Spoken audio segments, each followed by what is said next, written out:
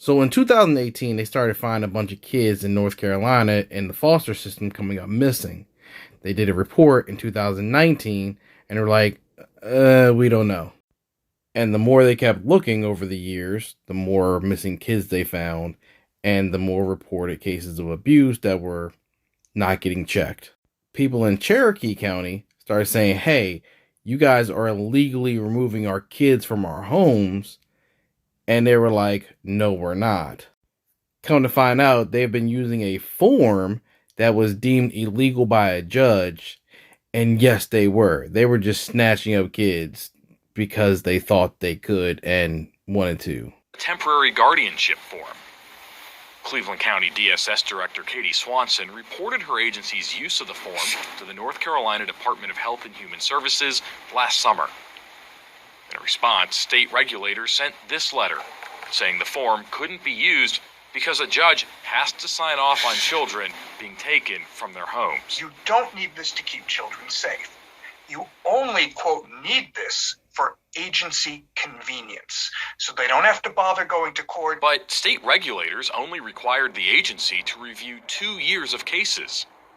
A second letter sent by state regulators last August said their investigation into the use of temporary guardianship forms uncovered bigger problems, including concern about competency and capacity of current child welfare staff, cases being rejected that should have been investigated, and a lack of safety planning. We wanted to ask Swanson, the county DSS director, about her agency's use of the forms and the other problems state regulators found. She refused multiple requests for an interview for weeks.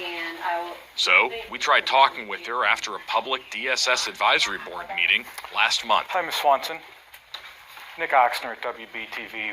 We've been trying to ask you questions about why Cleveland County DSS was placing children out of their parents' homes without a judge's order.